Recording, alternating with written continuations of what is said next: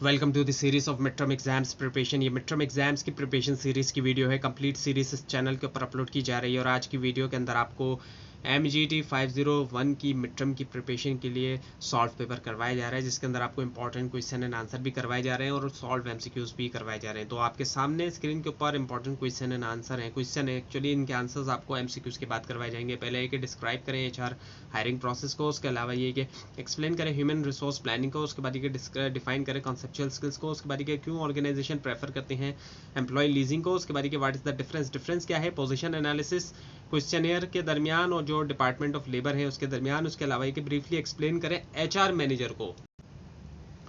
तो पहला ये कि विच ऑफ द फॉलोइंग टर्म, इनमें से कौन सी टर्म जो है वो यूज़ की जाती है आइडेंटिफाई करने के लिए। व्हाट दी जॉब होल्डर डस, कि जॉब होल्डर क्या करता है, हाउ इट इज़ डन, वो कैसे किया जाता है, और वाई इट इज़ डन, और ये क्यों किया जाता है, ये है जॉब डिस्क्रिप्शन। और उसके बाद ये है कि इनमें से कौन सी जो है वो एक ऑब्लिगेशन होती है परफॉर्म करने के लिए सर्टेन टास्क या एक्टिविटीज़, वो है रिस्पॉन्सिबिलिटी। उसके बाद ये कि जॉब स्पेसिफिकेशन एक स्टेटमेंट होता है जो कि रिप्रेजेंट करता है क्या, all of the given option, जितने भी ऑप्शन है जिसमें रिक्वायर्ड स्किल, स्पेसिफिक क्वालिफिकेशन और पर्सनैलिटी ट्रेट्स भी आ जाते हैं। उसके बाद ये कि part time workers, temporaries, independent contractor, ये तमाम फॉल करते हैं कौन सी कैटेगरीज में, कंटिजेंट वर्कर्स की कैटेगरीज में फॉल करते हैं। उसके बाद ये कॉन्सेप्चुअल स्किल्स ज़्यादा तौर पर किस तरह के मैनेजर्स को रिक्वायर्ड होते हैं, टॉप लेवल मैनेजर्स को ये स्किल्स रिक्वायर्ड होते हैं जिनके बारे में आप नॉर्मली तौर पर बात नहीं सुनते। बहुत कम लोग इन स्किल्स के बारे में बात करते हैं, लेकिन टॉप लेवल मैनेजमेंट के लिए ये बहुत ज़्यादा रिक्वायर्ड होते हैं। Then the next one is the dash is an attribute of work teams, इनमें से कौन सा जो है वो एट्रीब्यूट है वर्क टीम्स का जिसका जो कि नतीजा होता है which result in low level of performance that is greater than sum of individual input. इनके अलग अलग परफॉर्म करेंगे तो कम जो है वो आउटपुट मिलेगा, रिजल्ट जो होगा उस कम आएगा, लेकिन जब मिलके करेंगे ज़्यादा होगा, उसके सम से भी ज़्यादा होगा। यानी कि दो और दो मिलेंगे तो वो 4 नहीं होंगे बल्कि वो 5 या 6 के बराबर होंगे, एक और एक 2 नहीं होंगे बल्कि वो 3 या 4 के बराबर होंगे। तो ये जो है सिनर्जी कहलाया जाता है। Next one is the HR manager generally considered as, HR manager को जनरली तौर पे क्या कंसिडर किया जाएगा, स्टाफ मैनेजर के तौर पे कंसिडर किया जाएगा। Then the next one is the career counselling is part of which of the following functions of HRM, career counselling जो है वो पार्ट है इनमें से कौन से फंक्शन का HRM का, training and development is the answer.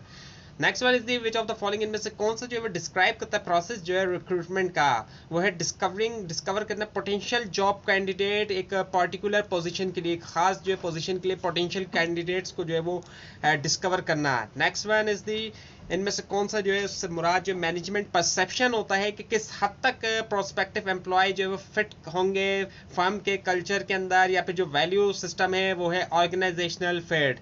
Next one is the HRM is said to be effective, HRM को इफेक्टिव कहा जाता है जब वो अचीव करता है क्या, customer satisfaction. Next one is the mental process to interpret करने के लिए एनवायरनमेंट जो है एज पर ओन अंडरस्टैंडिंग, अपनी जो अंडरस्टैंडिंग है उसके मुताबिक वो है perception. Next one is the HRIS helps manager, ये जो है हेल्प करता है मैनेजर्स को कि वो परफॉर्म करें। इनमें से कौन सा फंक्शन जो ज़्यादा इफेक्टिवली और सिस्टमेटिकली तौर पे भी वो है human resource functions. Next one is the technical HRIS is an, ये है कि असल में ये सिस्टम सॉफ्टवेयर होता है, एक तरह का जो है वो सॉफ्टवेयर होता है ये। उसके बाद ये कि HRIS is use to facilitate the decisions, ऐसे डिसीजंस के लिए इसको यूज़ किया जाता है जो कि होते हैं रिलेट करते हैं एम्प्लॉयमेंट प्लानिंग से। Next one is the which of the following, इनमें से कौन सा जो है मेथड नहीं है एक्सटर्नल रिक्रूटमेंट का, वो जो है जॉब पोस्टिंग नहीं है, बाकी जो जॉब एडवर्टाइजिंग है, internship programmes and job fairs भी इसके अंदर आ जाते हैं। उसके बाद ये कंट्रोलिंग के अंदर शामिल है तमाम, एक को छोड़कर वो है एम्प्लॉयज मोटिवेशन, बाकी गोल अटेनमेंट, करेक्टिव मेजर्स और स्टैंडर्ड अचीवमेंट्स।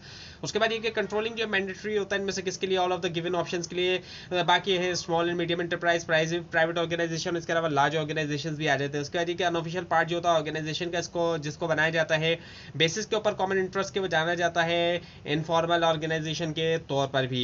उसके बाद इनमें से कौन सी जो है वो उसको कैटेगराइज किया जाता है अथॉरिटी के तौर पर कि दिया जाए ऑर्डर सबऑर्डिनेट को, वो है लाइन।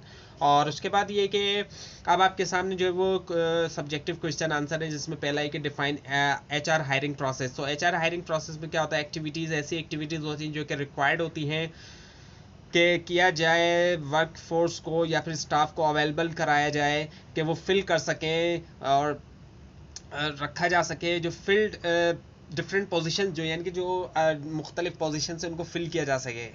और इस प्रोसेस में जो है वो कुछ स्टेप्स हैं, जैसे कि रिक्रूटमेंट होना, पहला जो है रिक्रूटमेंट होती है, इसमें अट्रैक्ट किया जाता है इंडिविजुअल्स जो कि टाइमली बेसिस के ऊपर होता है, सफिशिएंट नंबर में होता है, एप्रोप्राइट उनकी जो क्वालिफिकेशन है, उनकी सही जो क्वालिफिकेशन है उनके साथ।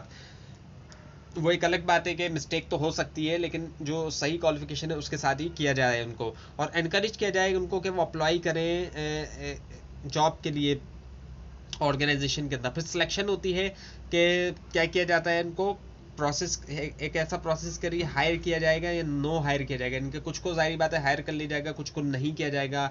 और डिसीजंस होते हैं हर जो एप्लीकेंट होता है जॉब का उसके हवाले से। सोशलाइजेशन होती है, यहाँ पे ओरिएंटेशन दी जाती है जो भी नया एम्प्लॉय आता है ऑर्गेनाइजेशन के अंदर। उसके बाद एक्सप्लेन ह्यूमन रिसोर्स प्लानिंग। अब ये जो प्रोसेस होता है सिस्टमेटिकली तौर पे रिव्यू करने का, रिव्यू किया जाता है सिस्टमेटिकली तौर पे ह्यूमन रिसोर्स जो रिक्वायरमेंट होती है इस बात को इंश्योर करने के लिए कि required number of employees required skills के साथ अवेलेबल हों जब ज़रूरी हैं। उसके बाद ये कि कॉन्सेप्चुअल स्किल्स को डिफाइन करें। इस पे जो है वो शामिल होती है एबिलिटी टू थिंक, सोचने की एबिलिटी होना, कॉन्सेप्चुअलाइज करना एब्स्ट्रैक्ट और कॉम्प्लेक्स सिचुएशन के बारे में, कि देखा जाए ऑर्गेनाइजेशन को एज अ होल पूरी की पूरी अंडरस्टैंड किया जाए, रिलेशनशिप बहुत से सब यूनिट्स के दरमियान विजुअलाइज किया जाए कि कैसे ऑर्गेनाइजेशन फिट करती है उसके ब्रॉडर एनवायरनमेंट के अंदर। उसके बाद ऑर्गेनाइजेशन क्यों प्रेफर करती है एम्प्लॉय लीजिंग को। इस अप्रोच को यूज़ करते हुए एक फर्म जो है वो टर्मिनेट करती है कुछ, या आपने ज़्यादातर एम्प्लॉयज़ को एक लीजिंग कंपनी हायर करती है उनको यूजुअली जो सेम सैलरी के ऊपर, और फिर लीज बैक कर देती है फॉर्मर एम्प्लॉयज़ को जो कि बन जाते हैं क्लाइंट्स।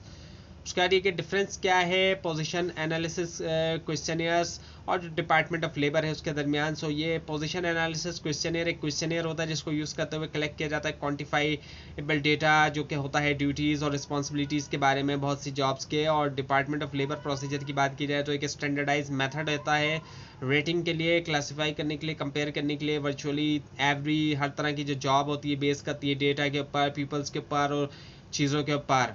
उसका कि ब्रीफली एक्सप्लेन करें एचआर मैनेजर। एक इंडिविजुअल जो कि नॉर्मली एक्ट करता है एक एडवाइजरी या स्टाफ कैपेसिटी के अंदर वर्क कर रहा है दूसरे मैनेजर्स के साथ, के हेल्प करें उनको डील करने में ह्यूमन रिसोर्स मैटर्स के साथ। और एक जनरल ट्रेंड ये कि एचआर पर्सनल जो है वो सर्विसिंग कर रहे हैं एक इंक्रीजिंग नंबर ऑफ एम्प्लॉय, और human resource manager primarily responsible होता है कोऑर्डिनेट करने के लिए मैनेजमेंट जो होती है ह्यूमन रिसोर्सेज की, कि हेल्प करें ऑर्गेनाइजेशन को अचीव करने में उसके गोल। और एक शेयर्ड रिस्पॉन्सिबिलिटी होती है लाइन मैनेजर और ह्यूमन रिसोर्स प्रोफेशनल्स के दरमियान। तो ये थी आज की वीडियो। आपको इस बार में कोई क्वेश्चन है खासतौर पर उसमें कोई मिस्टेक दिखाई दे ज़रूर हाईलाइट कीजिए। और इस पूरी सीरीज़ को देखने के लिए और फाइनल टर्म एग्जाम्स को मिड टर्म एग्जाम्स को की प्रिपरेशन के लिए, वैसे फाइनल टर्म एग्जाम्स के लिए भी इस चैनल को आप सब्सक्राइब कीजिए, बेल आइकन के ऊपर क्लिक कीजिए। Thanks for watching this video and best of luck for your exams.